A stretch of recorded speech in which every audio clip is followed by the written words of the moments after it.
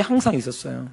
그래서 이 성경을 보다가 정말 성경적인 것이 오후 예배가 아니고 사실은 이 저녁 예배가 성경적이다라는 생각이 들어요.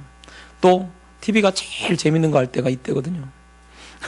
근데 그걸 뿌리치고 예배하러 나온다는 것 자체가 그것이 사실은 뭐 저녁에 좀 쉬어하잖아요. 밥 먹고 설거지하고 그리고 좀 쉬어야 할 그 시간에 하나님께 나와서 예배드린다는 것이 사실은 쉬운 것이 아닙니다. 그래서 지난주에 집사님이 그러더라고. 저녁 예배 때 사람이 조금 와서 그러네요. 그런 얘기를 하시더라고요. 그래서 속으로 그랬어요. 속으로. 괜찮아요. 한 명만 나와도 괜찮습니다. 사실 왜? 정말 하나님께 예배하는 사람만 있으면 돼요. 그런 예배를 저녁 예배 때 드리고 싶어요. 그런 마음을 가지고 저녁 예배를 시작했습니다. 그래서 처음 개척할 때부터 이렇게 저녁 예배를 드렸던 거예요. 그러니까 사실은 우리가 신앙생활을 하면서 주일날 왜 목사님이 저녁에 또 나오라고 하나라고 하지만 사실은 진짜 우리가 하나님 말씀대로 정말 살려고 하면 하나님 말씀에 더 가까이 나가고 또 아침과 저녁으로 하나님 앞에 예배하는 것이 정말 성경적이라는 것을 여러분 아시기 바랍니다. 보통 교회가 오래되면 이제 신앙생활이 또 오래되잖아요. 그러면 어떤 게 되냐면 이 신앙생활 하는 것 자체가 습관이 되어져 버립니다. 그래서 습관이 되어버리면 어떻게 되냐면 그냥 주일을 딱 됐어요. 그러면 와서 예배 드리고 그러고 가는 거예요.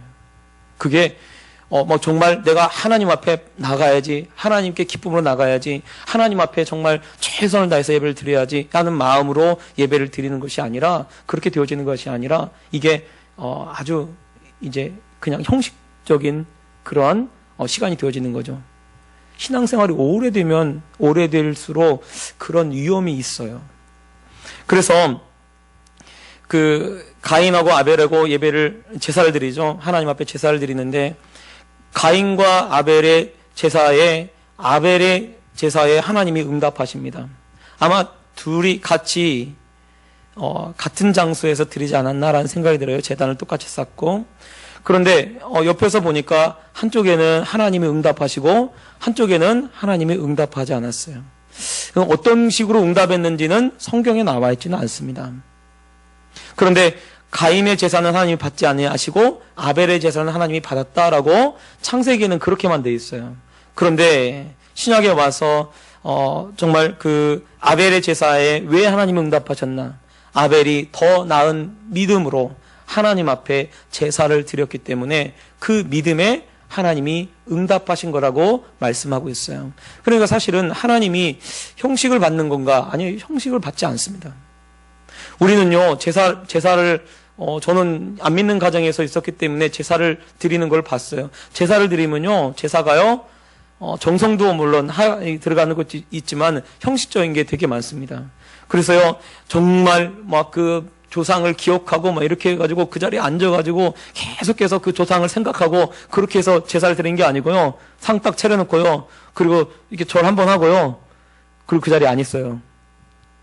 나가 있어요. 나가서 막 여러 가지 얘기하다가 한 12시쯤 돼가지고 기억에 12시쯤 돼서 그 제사상을 물립니다.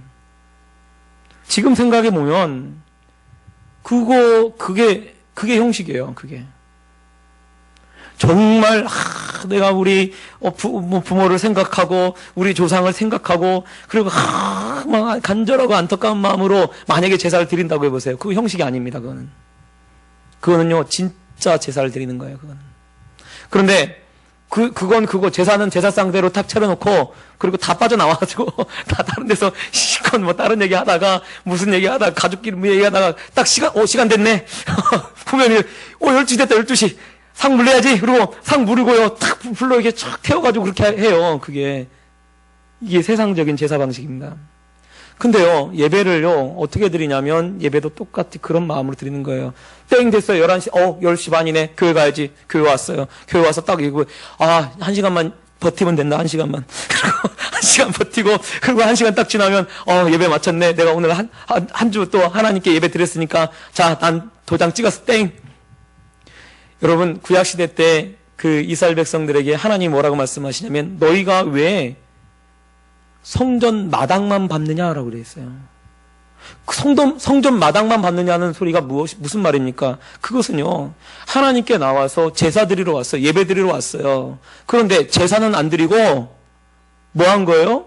제사 안 드린 거예요. 아니, 제사를 왜 안 드렸어요? 거기 소도 잡고, 거기 분명히 양도 잡고, 그리고 막 번제를 불태우고, 그렇게 했단 말이에요. 여러분, 우리가 생각할 때요, 제사장들이, 우리가 그 성경을 보면 어떤 생각이 드냐면, 제사장들이 양들을 잡는다고 생각하는데, 큰 오산입니다. 제사장들이 양 잡는 게 아니에요. 본인이 잡아요, 본인이. 제사를 드리는 그 사람이 양을 잡는 거예요. 그러니까 사실은 와서 양을 잡고 그렇게 하는 것이, 그게 사실은요, 굉장히, 얼마나 이게 끔찍한 일입니까? 근데 그 일을 하면서 속죄를 하고, 그 일을 하면서 정말 자기가 죄 지은 거에 안타까워하고 했는데, 형식적으로 양 잡아 죽이는 거예요.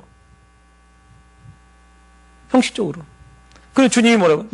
너희가 어째 성전 마당만 밟고 가느냐? 안식일날, 이게, 주일날, 예를 들어 우리 식으로 하면 주일날 예배 드리러 와서 뭐 하는 거냐면 예배 드린 거예요. 분명히 나는 예배 드렸어. 근데 하나님이 보실 때는 너는 왜 마당만 밟고 가느냐 그런 거죠. 왜? 예배 안 드린 거니까. 신앙생활 하는 것이 우리가 그래서 어떤 생각이 드냐면, 신앙생활을 오래 하는 것이 중요한 것이 아니라요, 한 번을 예배 드리더라도 정말 하나님 앞에 믿음으로 드리는 것이 너무나 중요합니다. 그걸 하나님이 기쁘게 받으시고, 그리고 그것을 하나님이 기뻐하시는 거예요. 오늘 말씀을 보면 이 로마 교회의 사도들이 이 복음을 전해서 로마 교회가 생겨난 것이 아닙니다.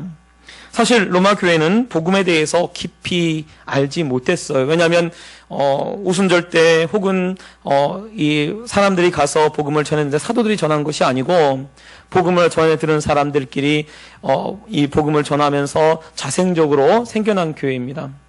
그러니까 그 교회에 대해서 믿음이 이 말씀에 대해서 깊이 있게 알지를 못했죠.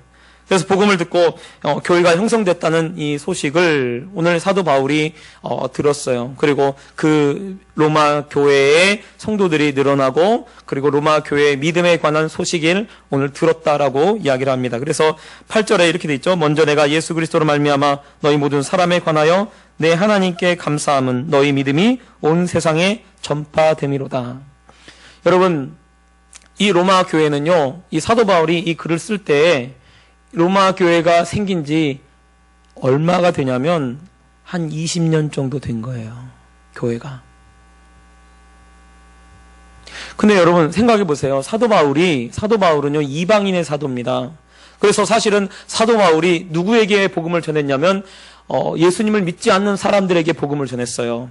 그런데 오늘 말씀에 이 로마 교회에 왜 이 붓을 들어서 이 로마서를 쓰겠습니까? 로마서의 핵심이 뭐냐면 바로 복음이고요, 믿음에 관한 얘기입니다. 로마서가 핵심이. 그런데 그거를 지금 누구한테 얘기를 하는 거냐면, 믿고 있는 사람들한테 지금 이 글을 쓴 거예요. 그래서 우리가 생각할 때, 이 목사님 무슨 교회에서 또 믿음, 나 믿어요. 나 하나님 믿는다니까요. 하나님 나 믿는데 왜 또 믿으라고 하고, 왜 복음을 다시 얘기하고 그렇게 합니까? 라고 하는데요, 로마 교회가 다시 복음을 들어야 할 필요성이 있었어요. 그러니까 로마 교회가 복음을 다시 들어야 할 필요성이 있었기 때문에 사도 바울을 통해서 이 로마서를 써서 로마에 전해지는 편지로 그들에게 복음의 진수가 뭐고, 복음이 뭐고, 신앙생활을 어떻게 하는 것이 옳은 것인지를 이 사도 바울을 통해서 이야기를 하고 있는 것입니다. 그래서요, 사실은 이 말씀은, 로마서의 이 말씀은요, 믿지 않는 사람들한테 하는 말씀이 아니에요. 믿고 있는 사람들, 또 어쩌면 신앙생활을 20년을 한 사람들에게, 이게 알지 못하고, 좀 제대로 알지 못하고 신앙생활을 20년 했던 사람, 이게 이 중에는 분명히 장로님도 있을 거고요, 이 중에는 분명히 권사님도 있을 거고요, 이 중에는 분명히 안수 집사님도 있을 거예요. 신앙의 연륜이 있고, 왜냐하면 이 로마 교회에서 나온 사람들이 누구였었냐면 브리스길라 아굴라예요. 이 브리스길라 아굴라가 이 바울을 만나서 같이 바울을 통해서도 복음도 듣고, 그리고 브리스길라 아굴라가 아볼로라고 하는 사람을 데리고 가서 더 복음에 대해서 전해주기도 하고 했던 일이 있습니다. 그런데 브리스길라 아굴라가 어느 사람이냐면 로마 교회에서 나온 사람이에요. 그러니까 사실은 이 로마 교회도 어느 정도 신앙의 연륜이 있는 사람도 있고요. 그리고 믿음이 있는 사람도 있어요. 그런데 그 사람들에게 지금 바울이 다시 복음을 전하고 있는 거예요. 그래서 로마서는 믿지 않는 사람한테 하는 말씀이 아니라 믿는 우리에게 지금 이 말씀을 하고 있는 것입니다. 그래서 어떻게 신앙생활해야 하고, 어떻게 배워야 하고, 어떻게 믿음이 무엇이고, 어떻게 신앙생활하고, 어떻게 알아가야 할지 이 말씀이 우리에게 전해주고 있는 거예요. 그래서 우리가 지금 제가 이제 저녁 예배 때마다 로마서를 몇 년을 할지 모르겠지만 계속 할 건데, 이 말씀을 여러분 잘 들으시기 바랍니다. 그래서요, 사실은 이 로마서는 정말 믿음이 있고 하나님을 믿고 있는 사람들이 어떻게 신앙생활을 해야 할지를 더 정확하게 보여주고 있어요. 그래서 여러분 이 말씀을 듣고 여러분 정말 믿음 생활을 좀 잘했으면 좋겠습니다. 여러분 여기 말씀에 보면 지금 하나님께 감사한다. 너희 믿음에 대한 소식을 우리가 들었다. 너희 믿음에 대한 소식이 온 세상에 전파되는 것을 내가 들었고 그것 때문에 내가 감사한다 라고 하면서 9절에 이렇게 말하고 있어요. 내가 그의 아들의 복음 안에서 내 심령으로 섬기는 하나님이 나의 증인이 되시거니와 항상 내 기도에 쉬지 않고 너희를 말하며, 지금 바울이 항상 쉬지 않고 로마 교회 성도들을 위해서 기도해 왔다는 거예요. 그것을 증명하시는 것이 누구냐? 바로 나의 하나님이라는 거죠. 그런데 그 하나님이 내가 그 하나님을 어떠한 마음으로 섬기고 있는가라고 했을 때 9절에 보면 이렇게 되어 있어요. 그의 아들의 복음 안에서 내 심령으로 섬기는 하나님이라고 되어 있어요.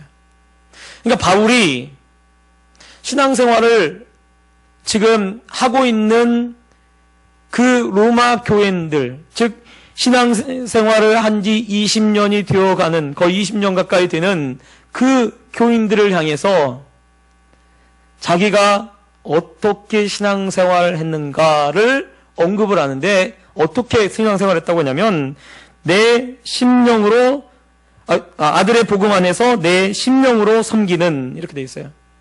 그러니까 이거를 원문으로 보면 어떤 뜻이 있냐면 심령이 앞에 나와요. 그리고 심령이 먼저 나오고 그 다음에 심령으로 복음으로 섬기는 하나님, 이런 뜻이에요. 심령으로 복음으로 섬기는 하나님.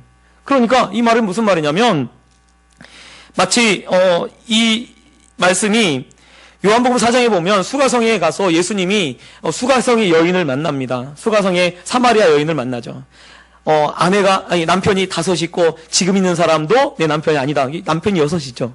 남편이 6 있는데 6 있는 이 여자를 만나죠. 이 여자가 이 사람들의 낯을 피해서 12시 가장 뜨거울 때 물을 뜨러 온 거예요. 보통 물 뜨러 갈 때는 12시에 들어가는 게 아닙니다. 왜? 가장 뜨거우니까. 근데 12시에 물 뜨러 간 거예요. 왜? 사람들을 안 만나려고. 근데 그 자리에 누가 계셔요? 예수님이 계셔요. 그리고 예수님이 이 여자하고 여인하고 자꾸 얘기합니다. 그리고 자기가 그리스도인 것을 알려주죠, 나중에. 그런데 이 여인이 뭘 물어보냐면 예배할 곳이 있다고 합니다 라고 하니까 예수님이 뭐라고 하냐면 아버지께서 예배할 자를 찾는데 어떤 사람을 찾느냐? 신령과 진정으로. 옛날 성경이 이렇게 돼 있고요. 그 다음에 요즘 성경은 영과 진리로 이렇게 돼 있어요. 그래서 하나님께서 예배하는 사람을 찾는데 어떤 사람을 찾나? 영과 진리로 예배하는 사람을 찾는다라고 되어 있습니다. 마치 사도 바울이 지금 언급하고 있는 내 심령으로, 아들의 복음 안에서 내 심령으로, 즉 이게 복음과 심령으로 섬기는 하나님, 이렇게 돼 있습니다.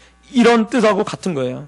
그러니까 이게 무슨 말이냐면, 즉 처음에 심령으로 라고 하는 말이 먼저 나옵니다. 심령으로 한다는 것은 무엇을 말하는 거냐면 형식으로가 아닙니다. 마음을 다해서, 목숨을 다해서, 뜻을 다해서, 힘을 다해서 하나님을 섬기는 것이, 그것이 심령으로 섬기는 거예요. 사도 바울이 하나님을 섬길 때 어떻게 섬겼습니까? 그가요, 형식적으로 섬긴 게 아니에요. 하나님은 하나님 앞에 예배드리고, 예배는 이렇게 하는 것이고 저렇게 하는 것이고 이렇게 가르친 것도 아닙니다.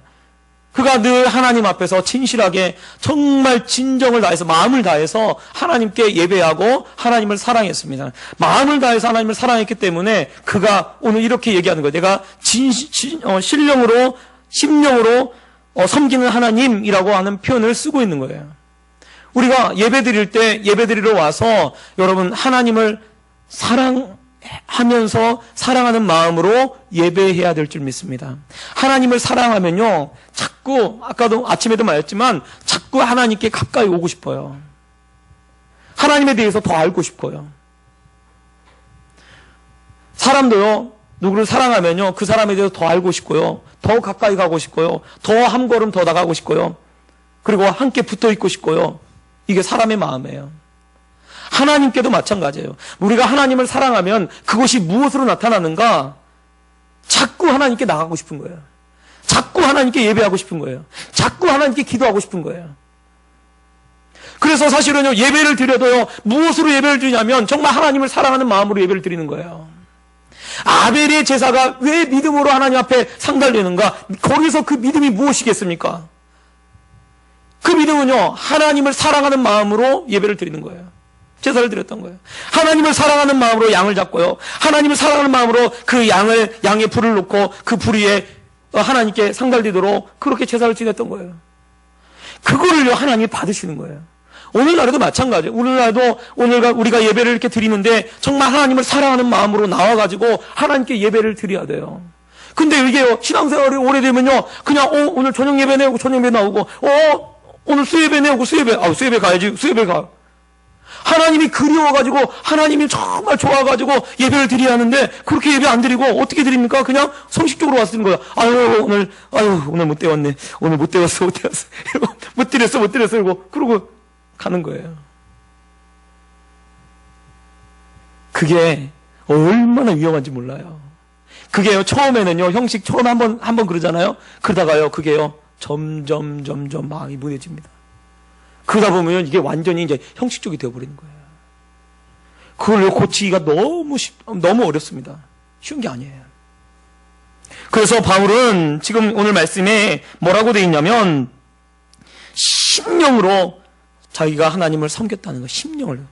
그게 심령으로, 이 표현이 정말 자기가 영으로, 하나님 앞에 영으로 예배를 드렸다는 거예요. 영으로. 자기 영으로. 또 하나는 여기 복음으로 예배를 드렸다는 거예요. 복음으로. 복음이라고 하는 것은 무엇을 말하냐면 바로 말씀을 말합니다. 그래서 우리가 주일에 예배 와서 사실은요, 하나님의 말씀을 들으려고 여러분 귀를 쫑긋 세우셔야 돼요. 목사님이 교회 나오라고 하니까 나왔어.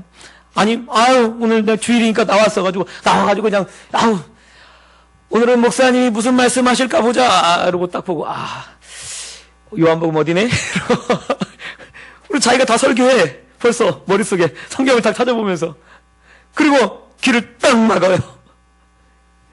여러분, 오늘날에 얼마나 많은 사람들이요, 예배 시간에 나와가지고 귀를 막는지 몰라요. 아니, 분명히 듣고 있어요. 저는요, 보면 우리 성도님들이 저하고 눈이 딱 마주치잖아요. 마주친다고 다 내 얘기 듣고 있다고 생각하지 않아요. 눈은 마주쳐도 정신은 딴 데 가 있을 수 있어요. 참 신기하게 찬송 부를 때 돌아와요. 찬송 부를 때.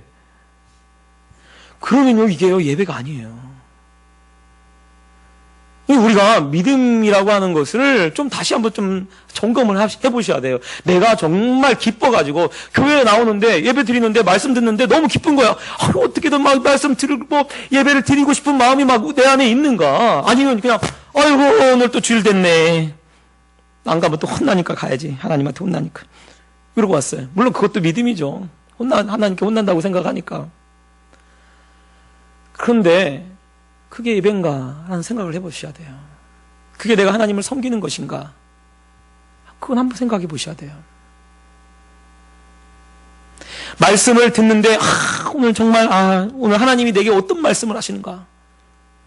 뭐 그런 기대를 갖고 그런 마음으로 여러분 나오셔야 될 줄 믿습니다. 목사가 물론 목사를 통해서 목사 입을 통해서 전하는 그 말씀이겠죠. 목사가 재밌게 전하고 즐겁게 전하고 귀에 쏙쏙 들어오게 전하면 얼마나 좋겠습니까? 근데 제가 그럴 때도 있지만 그러지 않을 때가 더 많아요. 때로는 재미없고 지루하고 때로는 다 아는 얘기 또 하는 것 같고 그런다 할지라도 정말 하나님으로부터 오늘 내가 말씀을 들으려고 왔다라는 그런 마음으로 여러분 하나님을 섬겨야 될 줄 믿습니다. 그것이 하나님이 기뻐하시는 모습이고 그것이 진짜 신앙생활하는 모습이에요. 바울이 왜 믿음에 관해서 한 이야기를 하기 바로 전에 자기가 신령으로 또 말씀으로 내가 하나님을 섬겼다라고 그렇게 고백하고 그런 표현을 여기다 썼을까요? 왜냐하면 그것이 전제가 되어야 뒤에 나오는 모든 말씀이 다 내 삶 속에 그대로 적용되니까 그래요. 또 여기 보면 바울이 로마에 있는 성도들을 간절히 보기 원한다라고 되어 있어요. 간절히 보기를 원하는 것이 무엇 때문이라고 하냐면 11절 우리 로마서 1장 11절 우리 한번 같이 읽겠습니다. 시작. 내가 너희 보기를 간절히 원하는 것은 어떤 신령한 은사를 너희를 견고하게 하려 함이니. 여러분 여기에 말하는 신령한 은사는 무엇이겠습니까? 은사란 말고 하는 것은 선물이란 말이에요. 내가 너희에게 신령한 선물을 나눠주려고 한다는 거예요. 그러면 바울이 왜 정말 로마로 가려고 그렇게 애를 썼습니까? 그것은 하나님이 그 마음을 주셨어요. 그런데 로마로 가는 길을요 하나님 막으셨어요. 하나님이 로마로 가는 길을 막으니까 바울이 그러면 하나님이 열어줄 때까지 내가 기다리되 대신 내가 이렇게 이 붓을 들어서 내가 이 글을 써야겠다, 편지를 써야겠다라고 마음을 먹은 거예요. 그러니까 마치 하나님이 바울을 가지 못하도록 막은 이유가 뭐냐면 로마서를 쓰기 위해서예요. 제가 볼 때는 그래요. 로마서를 써서 이 로마서를 통해서 하나님의 복음의 진수, 복음의 정수를 듣도록 로마의 교인들만 들은 것이 아니라 두고 오는 모든 세대의 사람들이 이 복음에 대해서 정확하게 듣도록 특히 믿는 사람들에게 이 말씀을 하고 있는 것입니다. 그런데 보면 은사라고 했을 때 아까 선물이라고 했는데 어떤 선물을 줍니까? 바울이 지금 전해주는 선물이 무엇입니까? 성령? 아니에요. 성령이 아니에요. 바울이 전해주는 이 선물은 뭐냐면 말씀입니다. 복음이라고 하는 그 말씀, 복음이 무엇인가에 대한 그 말씀을 지금 내가 너희에게 전해주고자 한다라고 이야기를 하고 있습니다. 그런데 이 복음의 말씀을 들을 때 듣고 나고 이걸 배우고 알고 깨달으면 어떻게 되나? 여기 보면 나누어 주어 너희를 견고하게 하려 함이니라고 되어 있어요. 견고하게 된다는 거예요. 여러분 우리가 믿음이 있다고 해서요. 믿음이 딱 생기잖아요. 그러면 이제 믿기만 하면 바로 막 강한 사람이 되고 견고해집니까? 아니에요. 씨 뿌리는 비에도 보면요, 그 돌짝밭에 떨어지고요, 가시떨기에 떨어지고요, 좋은 밭에 떨어져요. 근데 돌짝밭이나 가시밭이나 견고하지 못해요. 돌짝밭도 말씀 듣고 기쁨으로 받았어요. 기쁨을 받았는데 뿌리가 없으니까 어떻게 해요? 말라버리고 그 믿음이 사라져버립니다. 또 가시떨기에 떨어졌는데 거기도 뿌리가 났는데 막 자라다가 세상 염려와 재리의 유혹에 막혀 결실하지 못합니다. 그것도 뭐냐면 믿음이 견고하지 못한 거예요. 우리가 사실은요, 하나님 말씀을 들어요. 하나님 말씀을 들을 때는요, 기뻐요. 그리고 믿음이 생기는 것 같아요. 근데 사실은 그 말씀을 끝까지 붙잡아야 하는데 말씀을 끝까지 붙잡지 못하고 말씀을 제대로 알지 못하고 깨닫지 못하니까 어떻게 되냐면 결국은 흔들리고 넘어지고 무너져 버리는 거예요. 그래서 지금 이 바울이 소원하는 것이 곧 하나님이 소원하시는 건데 하나님이 우리에게 무엇을 원하시는가? 믿음이 심겨져서 견고해져서 흔들리지 않는 것을 우리 하나님이 원하시는 거예요. 우리가 왜 두려워하고 왜 흔들립니까? 그것은요, 말씀을요, 제대로 알지 못하기 때문에, 하나님에 대해서 하나님의 말씀을 제대로 알지 못하기 때문에, 또 하나는 뭐냐면 말씀을 끝까지 붙잡지 못하기 때문에 흔들리는 거예요. 여호수아 1장에 보면 여호수아가 이 요단강을 건너가기 바로 전에 하나님이 이 민족의 지도자로 이 여호수아를 세운 거예요. 근데 여호수아가 사실은요, 자기가 이 큰 무리를 감당하지 못하는 거죠. 그러니까 하나님이 뭐라고 말씀하시까? 강하고 담대하라. 내가 너와 함께하리라. 그 얘기를, 강하고 담대하라를요, 그 짧은 본문 안에 10절인가 하는 이 본문 안에 1절에서 10절까지 3번을 얘기합니다. 왜 3번이나 강하고 담대하라, 강하고 담대하라, 강하고 담대하라 그렇게 얘기할까요? 믿음이라는 것이요, 무엇으로 되어지는가? 여러분, 믿으면요 강하고 담대해집니다. 믿음이 있으면요 강하고 담대해지는 거예요. 그런데 믿음이 없으니까요, 우리가 자꾸 흔들리고요, 두려워하고요, 염려하고 걱정하고, 그리고요 조그만 바람이 불면 흔들려서 날아가는 거예요. 갈대처럼. 근데 하나님은요, 어떤 사람을 좋아하나? 심지가 견고한 사람, 굳은 사람을 좋아한대요. 그 말은 뭐예요? 흔들리지 않는 거예요. 한번 하나님을 믿으면 흔들리지 않는 거예요. 흔들리지 않으면 곧 그걸 통해서 하나님께서 많은 열매가 맺혀지도록 합니다.